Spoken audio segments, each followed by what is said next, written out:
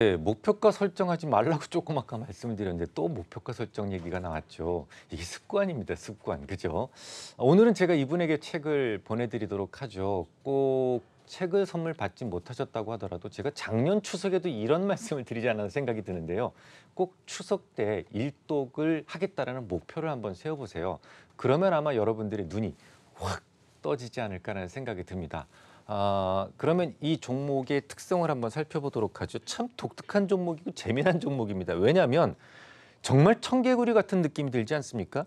사실 2017년도에는 전 종목이 다 오르던 그런 해였어요. 근데 이 종목은 나 홀로 이렇게 삐져 있습니다. 그러다가 이제 2018년 들어서 전 종목이 이제 조금 조정을 보이는 분위기로 가는데 이 종목은 독야청청하고 있죠. 야, 참 이런 청개구리가 없어요. 이게 이유가 뭘까라는 부분을 좀 생각을 하셔야 됩니다. 일단 뭐 하는 회사예요? 한솔제지니까 일단은 이게 뭔가 종이를 만드는 회사다라는 것을 알 수가 있죠. 그러면 일단 펄프 가격이 중요하겠죠. 펄프 가격이라고 하는 씨앗을 들고 있는 겁니다. 그다음에 이제 그 펄프 가격으로 뭔가를 만들게 되면 그 시장 가격, 스팟 가격이라고 그러죠. 이 종이의 스팟 가격도 중요하고 또 환율도 중요하겠죠. 예, 환율도 상당히 중요하겠다. 뭐 우리나라는 펄프가 많이 생산되지 않으니까요. 자, 그러면 이런 것하고 또 중요한 게 또가 있어요. 폐지 가격도 중요하죠. 이것도 원자재하고 상당히 중요한 역할을 하게 됩니다. 그래서 이런 세 개 정도의 씨앗을 여러분들이 다 가지고 있는 거예요. 그리고 이제 시장을 보는 겁니다. 자, 주가가 떨어졌죠. 이때 왜 떨어졌을 것 같습니까? 국제 펄프 가격이 상승을 했어요. 그런데 펄프 가격만 상승을 했지 시장이 별로 좋지 않았었기 때문에 그걸 소비자한테 전가를 못 시켰습니다. 전가를 못 시키니까 영업이익률이 무려 1%대까지 떨어지는 그런 모습을 보였어요. 영업이익률 1%라는 것은 이건 정말 간당간당한 거죠. 적자 전환되느냐 마느냐에 아주 중요한 기로에 서 있다는 건데 주가가 당연히 떨어질 수밖에 없어요. 자, 그런데 펄프 가격이 떨어졌다는 뉴스가 없었는데도 불구하고 1월부터 드라마틱하게 상승을 합니다. 이건 또 뭡니까? 바로 요게 떨어졌기 때문에 그래요. 여러분들 다 아시죠? 지금 중국에서 과거에는 그 플라스틱, 폐플라스틱이라든지 폐휴지를 수출을 했었어요. 수입을 했었어요. 그런데 지금 그걸 전면 수입을 중단했죠. 환경 문제를 거론하면서 전면 수입을 중단했습니다. 자, 그러면 우리나라의 폐지는 어디로 갈까요?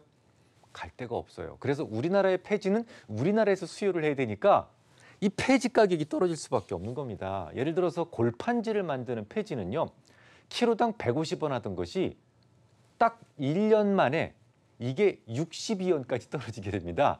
이게 반이 더 떨어지게 된 거예요. 반이 더 떨어지게 되면서 원자재로 쓰이는 폐지 가격이 뚝 떨어지게 되면서 소위 그 이 회사의 영업이익률을 무려 15%까지 급등을 시키게 됩니다. 1%였던 영업이익률이 15%까지 올라가요. 안 올라갈래야 안 올라갈 수가 없는 거죠. 그러니까 여러분들은 이 씨앗만 딱 들고 있으면 이거 어디까지 가져가요?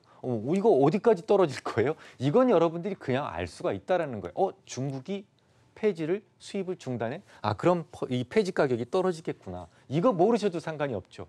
폐지 가격이 지금 얼마쯤 될까? 이거는 얼마든지 여러분들이 알고 싶으면 알 수 있는 자료들이에요.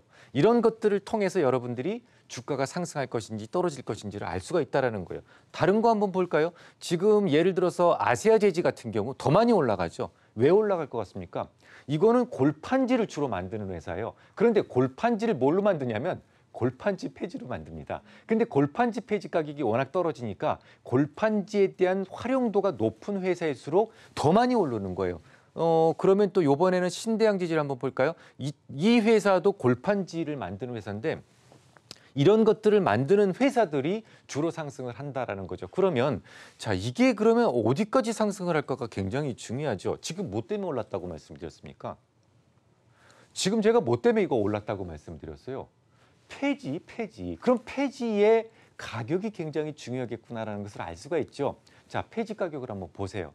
지금 이미 지난 5월 이후로 폐지 가격은 더 이상 떨어지지 않고 있어요. 자, 그러면 5월 이후로 떨어지지 않고 있었음에도 불구하고 주가가 이만큼 올라왔죠. 그러면 이게 폐지 가격 때문에 상승을 했는데 다른 이유도 있겠구나라는 것을 우리가 생각할 수 있는데 그게 뭐냐면 바로 배당과 관련된 매력이에요. 이 회사는 지금 배당을 높이 주는 그런 회사입니다. 일반적으로 한 4% 정도의 배당을 준다고 하더라도 배당 시즌이 되면, 그러니까 9월 이후가 되면 소위 그 기관 투자자들이 배당을 노리는 그런 매수세가 유입될 수가 있어요. 그러면 이 종목에 대해서 우리가 전략을 어떻게 세워야 될까요? 새롭게 배당이라고 하는 씨앗을 하나 더 가르쳐 드렸는데 일단 폐지 가격은 더 이상 떨어지지는 않는 것 같습니다. 그런데 여기서 만약에 폐지 가격이 올라가게 된다면 어떻게 생각을 하십니까?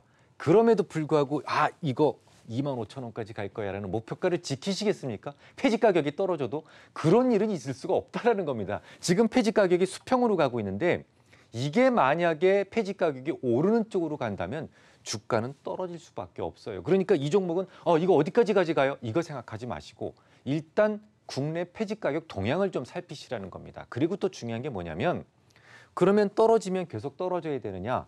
아니죠. 이 회사는 배당과 관련된 매력이 있기 때문에 폐지 가격이 급등하지만 않는다면 조금 오르는 것은 배당이라는 매력으로 커버가 돼요. 9월 달부터 12월까지는. 그래서 폐지 가격이 여기서 급등하지만 않는다면 크게 빠질 때는 매수해도 좋다. 만약에 폐지 가격이 급등한다면 그런 거 다 신경 쓰지 말고 버려야 된다. 이렇게 생각하시면 될 것 같습니다.